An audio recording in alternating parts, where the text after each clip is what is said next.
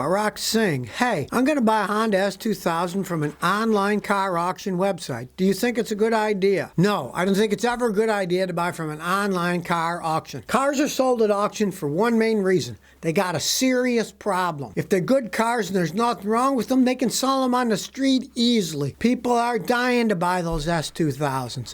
When they're at auctions, they've often been wrecked, flooded, or they got a problem with the title. And it's an auction website. It's not like you go there and you drive it and say, okay, it's a good car. You buy it, it's yours. Unless you're a professional, I do not advise buying things from auction, especially online auctions where you can't see anything. I got a car one time for my son. It was a Toyota, and it came from an auction, and guess what? The frame was all rotten away. Did they show that in the pictures? Of course not. So stay away from auction cars unless you really like gambling and they're super cheap. John Mayo says, I need help. My 2012 Audi A4 EPC and engine light came on. It's vibrant when I push the gas. Car only has 57,500 miles. Okay, well, I feel sorry for you for buying an Audi. There are endless piles of junk as they age, and it's no surprise. My neighbor had one of those. It had 60,000 miles and the transmission exploded in it. They're not that well made. At least your check engine light is going on. Go to any place like AutoZone, O'Reilly's, whatever, auto parts store. They'll scan it for free. Get the codes, send me the codes. ScottyKilmer.com is my free website. You can ask questions there. Post it. Say, here's the codes. Me and all of the great moderators there will analyze it for you free too. Ken Lee says, Scotty got a 2019 Honda Fit LX with 19,000 miles. During extreme cold, the TPS traction light keeps blinking. Had to turn the car off and the lights went off. What could it be? All right, well, that's the tire pressure monitoring system. It could just be you don't have enough air in your tires. When your tire pressure gets below a certain parameter, it turns it on. And then when it goes above, it turns them off. When it gets really cold, your tire pressure goes down. When it is really cold, get out there with a gauge. Put 30 pounds in all four tires. You got to put the air in when they're really cold. That's how you measure it. And you'll probably find the problem will go away. It's that they don't have enough air in them. Cold tires, the pressure goes down. So you have to check them cold. And then, of course, when it gets warm again in the spring, check them again. You might find out they have too much air, then you let a little air out. All depends on the ambient temperature outside. Probably low on pressure a little bit. Do it when it's cold. 30 PSI. Jaron Jose says, Scotty, what do you think of the 2012 Honda Accord and the 1995 Ford F-150? Also is the 2004 Sienna any good? Okay, the Sienna is excellent. A 2012 Honda Accord should be an excellent vehicle. You want to check the transmission to make sure it's okay.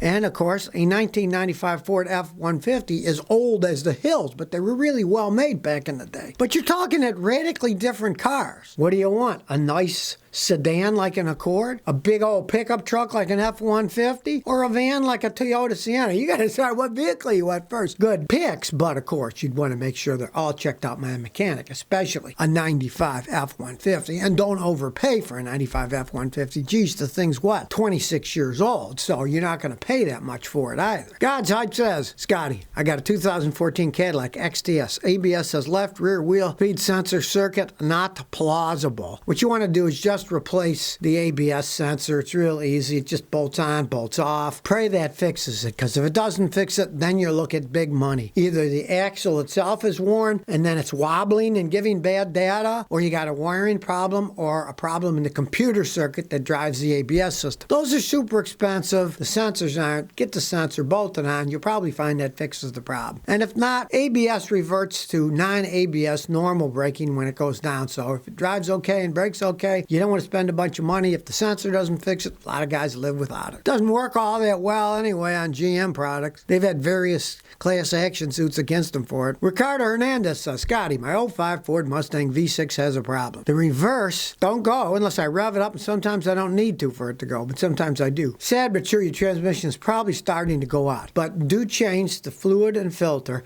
and put 1 quart of Lucas anti-slip in to the mix instead of 1 of new quart of transmission fluid, and see what happens. If after 200 miles it stops, great, you fixed it for a while. If not, it means that the oil pump in your transmission starting to go. You'll have to have the whole thing rebuilt, cost a small fortune. But a lot of times changing it, putting that quart of Lucas anti-slip can fix it for years in American vehicles. Fabian Perez says, Scotty, what's your opinion on a 2006 Acura RSX with 102,000 miles for a starter car, going to college soon. They're not bad cars. They're well-made cars. Now, it is 15 years old, and the Acuras can be expensive to repair, but 102,000 miles isn't that much for those. Be sure you have a guy like me, a real mechanic who understands Honda products and Japanese cars, to analyze it with this fancy scan tool and tell you what kind of shape. Most guys charge about $100. I do it free here in Clarksville, but most people are going to charge you money. And if they say it's good, hey, could be a great car, great starter car. Because you're going to college, you're probably not driving that much, and better with an older, fancy car like an Acura, not to drive at 20, 30,000 miles a year because it's worn and it might wear out a lot faster that way. Put a few miles on it each year, could last a lot longer. Scotty, my wife, keeps nagging me about getting her a Land Rover. How can I talk her out of it? Take her for a trip to Hawaii, you know? That'd be a lot more fun anyways. They're endless money pits, you know? I had a guy the other day just send me a thing that he had a Land Rover and at 15,000 miles, he had to put $2,500 into the stupid thing, and they didn't cover it under any kind of warranty. Stay away from them. They're terrible rolling piles of junk. They're status symbols here in the United States, but man, they just do not hold up over time. And guys say, oh, well, the new diesels do. No, they don't. I've seen where the new diesel engines went out with 45,000 miles on them. Terrible cars. Don't buy one. She wants a vehicle like that. Hey, ever look at those Toyota FJ Cruisers? They don't make it anymore, but they're great vehicles. And since they don't make them, their resale value is going up. And if you buy one, hey, you take care of it. You're not going to lose any money if you sell it. You might actually appreciate in value. Try to talk into that. They're cool looking too. And they last forever. They're not like those horrible British vehicles. Danielle DeLuca says, Scotty, our new Volvo's a good buy? Not really. You know, the Chinese company Geely owns them now. They say that in the future, they're only going to make hybrid vehicles and electric cars, and they're not going to make gasoline or diesel cars anymore. All that money on a new Volvo diesel or gasoline car, and then find out, oh, they're not making them and taking care of them anymore. So I wouldn't. You want something that's going to last a really long time, get a Toyota or a Honda. They're better made anyways, and they're going to continue to make regular cars for quite some time. Groovy NYT says, Scotty, I'm planning on getting a 2017 Ford Explorer 3.5-liter twin-turbo, 360 horsepower. Is it a good car? Not as they age. That is the bad engine that has a timing belt that runs on a water pump, and if the water pump breaks, it will put water in the engine oil and ruin the engine, and it's a twin turbo, and they break all the time as they age. I have had customers buy them brand new, and for the first 90,000 miles, they were relatively trouble-free, but then they started to fall apart. And I've also met policemen in Houston that had the same engine, the 3.5 twin turbo 365, and they said, Scotty, we hate those things. Every day, something goes wrong. Every week, a bunch of ours are in the motor pool being fixed. He said, I like the old Crown Vics. They still had some of the old Crown Vic patrol cars in Houston they were driving, and they loved them. They said that V8 had plenty of power. They didn't break down. He said he hated that new design, and that's a policeman who really puts them to hard use. So I'm not a fan of those things at all. Gold Star says, I've been searching around for a minivan. I finally bought a 2016 Toyota Sienna LE from Carvana. Should I take it to Toyota for a full inspection within that 7-day period? Don't take it to Toyota. Take it to a guy like me, an independent mechanic, because Toyota has a vested interest of you to buy that car so they can make money fixing the car. You don't want to go to somebody who has a vested interest. I have no vested interest when I check out cars. I've even told some people that their Chrysler cars were okay, and they might as well keep them because they're still running and they're not going to get anything when they sell them. When I check out a Toyota, I tell the truth. If you saw a video I made a few weeks ago about a guy who had just bought a 2020 4Runner and the engine was ticking, I said, there's a problem with that thing. It should not tick like that. And the Toyota dealer said it wasn't. Well, it was a problem in it. I tell the truth. I have no vested interest other than telling people the truth about their cars. Some people love me for it. Some people hate me because they sell that car or they fix that car or they're a mechanic that didn't fix somebody's car right and I show them what was done wrong. But I'm going to tell you the truth about it. So you're better off with an independent guy telling you about a Toyota than a dealer.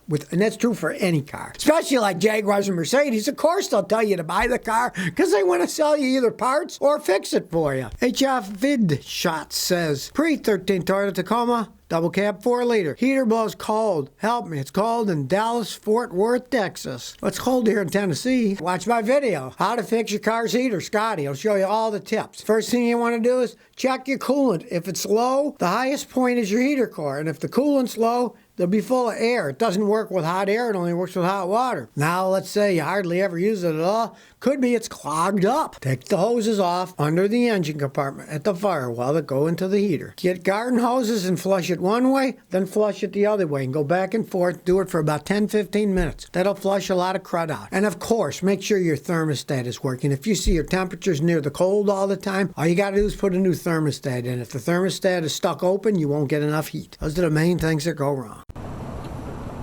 So if you never want to miss another one of my new car repair videos, remember to ring that bell.